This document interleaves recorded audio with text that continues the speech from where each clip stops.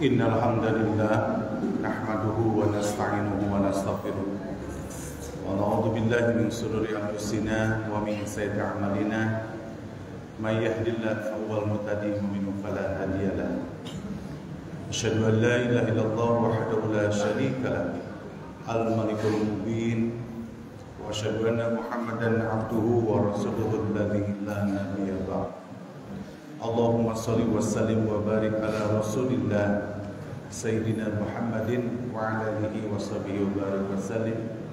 Amma ba'd, fa ya ibadallah ittaqullaha faqad fazal muttaqun.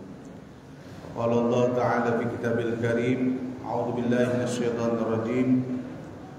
Wasta'inu bis-sabri was-salah wa innaha lakabiratun illa 'alal khashiyin alladzina yadhunnuna annahum mulaqu rabbihim wa annahum ilaihi raji'un. Shadaqallahu adzim. Faqala Rasulullah sallallahu alaihi wasallam, in syi'ta sabarta walakal jannah. Muttafaqun alaih. Sami'na wa ata'na. Shadaqa Rasulullah sallallahu alaihi wasallam. Hadirin sidang semua rahmatullah. Yang pertama, marilah pada kesempatan hari ini kita memanjatkan puji dan syukur kepada Allah Subhanahu wa taala, karena rasa syukur inilah yang membawa kita hadir di masjid yang mulia ini, Masjid Al-Ikhlas SMK Negeri 2 Cibinong. Dan wujud syukur ini adalah diwujudkan bahwa kita sebagai hamba Allah, bahwa pertanyaannya adalah sejauh mana nikmat yang Allah berikan, bagaimana ibadah kita.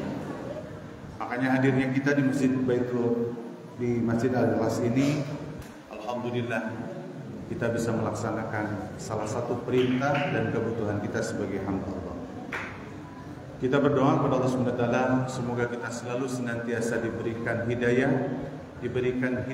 istiqomah dalam menjalankan ibadah-ibadah kepada Allah SWT. Amin ya rabbal alamin.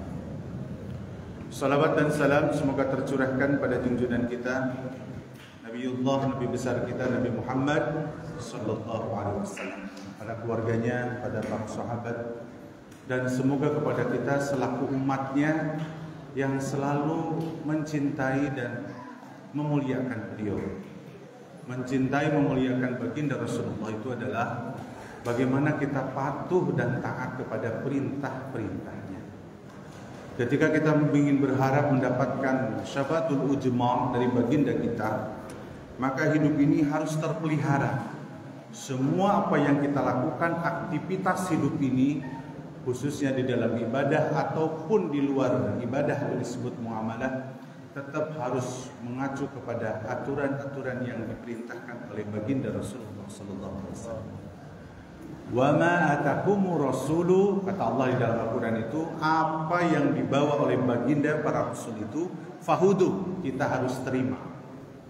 Maka konsekuensinya adalah kita harus patuh dan taat kepada baginda kita Rasulullah sallallahu alaihi wasallam.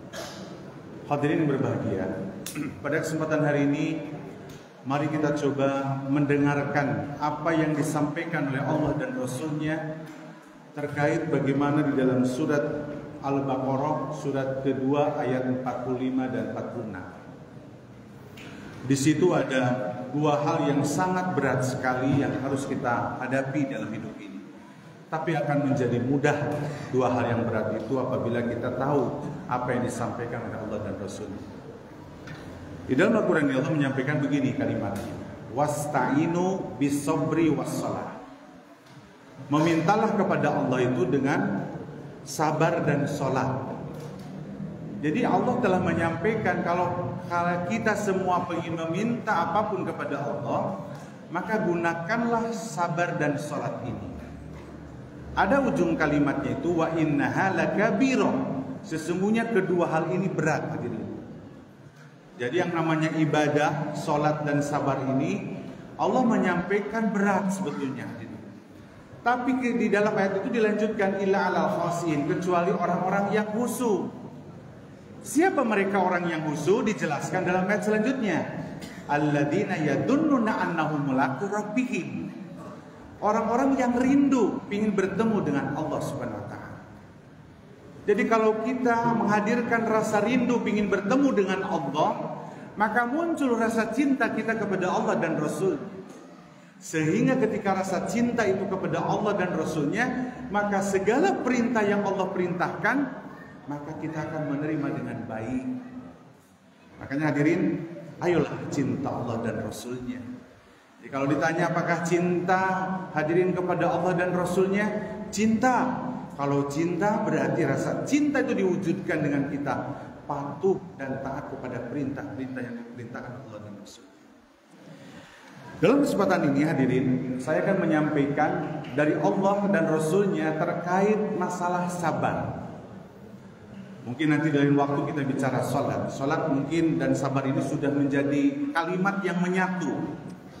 Kepada masyarakat pun sudah tahu kalimat itu. Kalimat-kalimat yang suka diungkapkan, sing sabarnya, itu sudah bahasa kita. Nah, kita coba dengarkan apa yang disampaikan oleh Allah dan Rasulnya terkait masalah sabar ini. Yang pertama, bahwa golongan sabar ini di dalam ayat Al-Quran, dalam surat Al-Baqarah ayat 153, Allah menyampaikan bahwa orang sabar itu orang yang besertanya ditemenin oleh Allah Subhanahu wa taala. Jadi disebutkan innallaha ma'as-sabirin, kan? Bahwa sesungguhnya Allah beserta orang-orang yang sabar. Hidup ini kan kalimatnya sudah menjadi baku. Sing sabar dan bersyukur. Kalau dapat musibah sabar. Kalau dapat nikmat syukur, kan begitu kalimat. Nah, ini pun kita harus paham bahwa sabar, Allah menyampaikan di dalam Al-Quran ini, Allah itu beserta orang-orang yang sabar. Makanya perlulah kita tahu apa definisi daripada sabar itu. Ya, sabar itu bukan diam saja hadirin. Kalimat yang harus dibangun di dalam sabar ini adalah kalimatnya begini hadirin.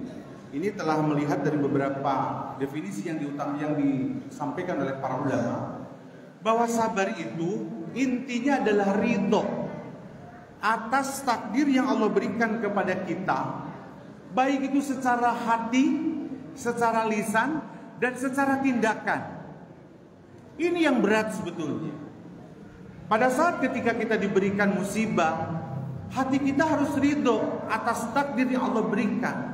Bahwa kita diberikan nikmat ujian dalam bentuk penyakit, dalam bentuk kekurangan ekonomi. Harus ridho dulu. Ridho itu berserah diri bahwa itulah yang Allah berikan takdir yang terbaik pada hari itu.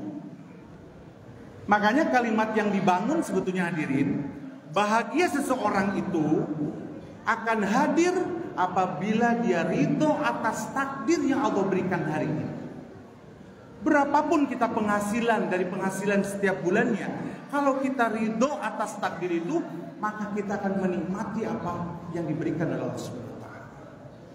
Nah itu, secara hati, kan ada orang itu secara lisan baik ngomongnya, saya mah insya Allah sabar, ya.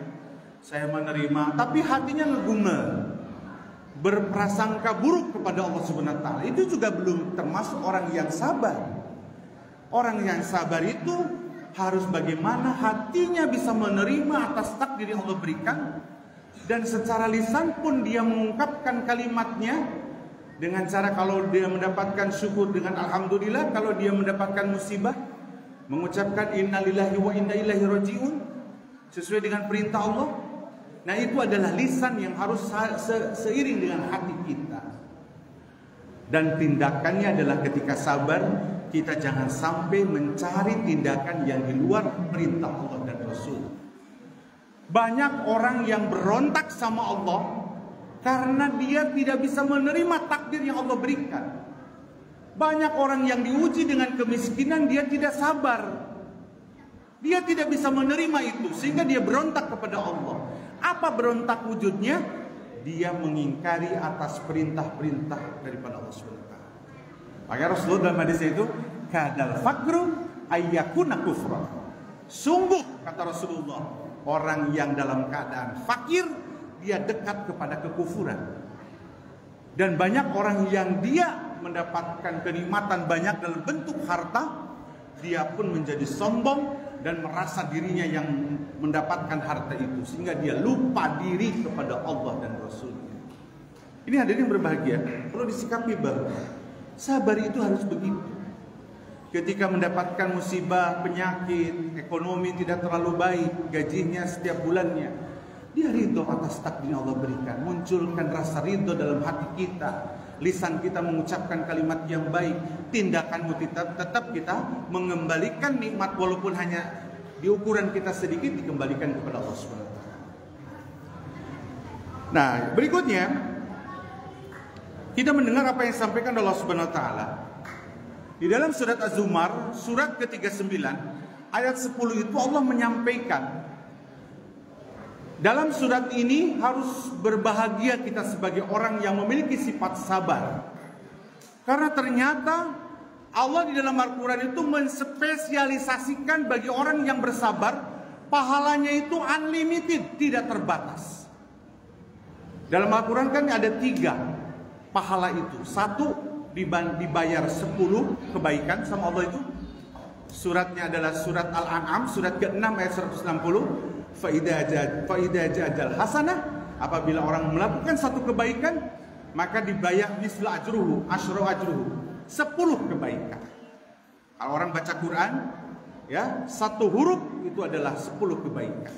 Kalau orang sering baca Quran dalam berlembar-lembar, hitunglah huruf Al-Quran itu, kalikan 10. Itu kebaikan yang luar biasa. Yang kedua, pahala itu 1:700 hadirin. Ketika seseorang melakukan kebaikan, di pahalanya 700. Bahkan wallahu yudhaifu liman yasha, Allah akan lipatkan dari 700. Itu kalau orang kebaikan dalam bentuk berbagi, menginfakkan sebagian hartanya. Itunya surat Al-Baqarah surat kedua ayat 261. Masalul ladzina yunfikuna amwalum fi sabilillah. Permisalan orang yang melakukan kebaikan, menafkahkan, menginfakkan, mensedekahkan hartanya di jalan Allah, maka 1 kebaikan dibalas 700 kebaikan. Tapi ada 1 perilaku ibadah yang Allah spesialiskan sampai di dalam surat Az-Zumar itu, 1 dibayar tidak terbatas. Artinya banyak sekali. Kalimatnya begini, innama yuwaffas sabiruna ajrahum bighairi hisab. Sesungguhnya ketika kita menghadirkan sifat sabar di dalam hati kita, di dalam perilaku hidup kita, maka pahalanya itu adalah tidak terbatas. Makanya kalau ada orang miskin itu cepat masuk surganya kalau dia memiliki sifat sabar. Makanya kalau di dunia ini ekonominya tidak terlalu baik, sabarlah. Ridho atas takdir yang Allah berikan. Nanti waktunya kita dipanggil oleh Allah SWT, kita mendapatkan pahalanya banyak sekali. Karena sabar ini adalah ajrohum bighairi hisab. Makanya dalam hadis Rasulullah, dalam muttafaqun alaih, dalam hadis Bukhari Muslim, Rasul mengatakan bahwa pahala sabar itu disebutkan inna syitta sabrata lakal jannah. Yang namanya pahala sabar itu adalah surganya Allah. Makanya kita harus berbahagia hadirin. Hadirkan sifat sabar. Kunci sabar itu ridho atas takdir yang Allah berikan kepada kita semua. Dan yang terakhir hadirin, kita dengarkan apa yang disampaikan oleh Rasulullah SAW, bahwa sabar itu ada 3 tingkatan. Ini hadirin coba pahami dari hadisnya Rasulullah. Tingkatan yang paling rendah, perhatikan, pahalanya itu rendah tapi pahalanya besar. Sampai dalam hadis itu Allah menyatakan, Rasulullah menyatakan bahwa ketika seseorang dia sabar menghadapi ujian, musibah, itu Allah angkat 300 derajat. Jadi 300 derajat. Berjamaah kan 27 derajat. Ketika seseorang melakukan sabar karena musibah yang Allah berikan kepadanya, ridho atas takdir yang Allah berikan bahwa kita sakit, ya, maka pahalanya derajatnya sampai 300 derajat. Ini luar biasa. Di sini sebutkan bahwa ada 3 tingkatan. Kataballahu lahu, ya, sebutkan kataballahu lahu sittami'atin darajah, 300. Tingkatan yang lebih tinggi lagi tadi paling rendah. Yang paling kedua adalah sabar dalam ketaatan, kata Rasulullah. Wa man sabaru an musibah kataballahu lahu. Yang kedua adalah ketika dia sabar dalam ketaatan kita kepada Allah Subhanahu wa taala. Jadi yang namanya kita melaksanakan ibadah sholat ya harus sabar. Apalagi kalau berjamaah, seorang makmum tidak mendahului imam. Artinya kita harus sabar. Makanya di dalam ibadah itu ada satu unsur dari 4 kriteria ibadah akan diterima oleh Allah Subhanahu wa taala. Yang keempat itu apa? Yang ketiganya itu apa? Dia menikmati ibadah itu ada ruhnya. Harus sabar. Sholatnya jangan kencang-kencang teing. Sabar ketika Allahu Akbar. Lalu membacakan dengan tartil apa yang kita baca, maknai apa yang kita baca. Itu adalah sabar dalam ketaatan, hadirin. Makanya tingkatannya dalam kata Rasulullah SAW bahwa akan diangkat derajatnya itu adalah 600 derajat. Lebih tinggi daripada orang yang dapat musibah. Dan yang terakhir, hadirin, kata Rasulullah SAW bahwa sabar itu adalah mereka ketika sabar dia menjauhi kemaksiatan kepada Allah SWT. Banyak orang yang gak sabar, hadirin. Ini di kehidupan masyarakat. Di saat ketika ekonomi oleh Allah diuji tidak terlalu baik secara duniawi, maka dia lari, tidak sabar, karena sudah tidak menahan daripada ujian tersebut. Akhirnya dia lari kepada riba, lari kepada sesuatu yang diharamkan oleh Allah Subhanahu wa taala. Dia nggak sabar. Banyak orang yang gaya hidupnya melihat orang lain, sehingga dia hidupnya tersiksa karena melihat orang lain terus. Akhirnya gaya hidupnya melihat orang sehingga dia melakukan hal-hal yang tidak baik. Salah satunya adalah dengan meminjam kepada bank yang memiliki bank riba. Dan riba ini adalah dosanya besar, salah satu. Makanya tingkatan kata Rasulullah yang paling tinggi dalam sabar itu adalah sabar dalam menjauhi kemaksiatan. Makanya dalam kesempatan hari ini itulah kabar bergembira dari Allah Subhanahu wa taala dan Rasulullah terkait masalah sabar. Terakhir kalimatnya adalah sabar itu adalah, hadirin, kuncinya ridho atas takdir yang Allah berikan hari ini. Sepakat hatinya, sepakat lisannya, dan sepakat perbuatannya. Bahwa kita ridho, bahwa semua yang diberikan kepada Allah ini kepada kita, itulah yang terbaik dan Allah sayang kepada hambanya. Marilah pada kesempatan hari ini, semoga kita hadirkan sifat sabar. Dan sabar ini menjadi salah satu kekuatan besar dan pahalanya banyak sekali pada saat ketika menghadap Allah. Kata Rasulullah, sabar itu adalah pahalanya adalah surganya Allah. Amin ya rabbal alamin. Barakallahu li wa lakum.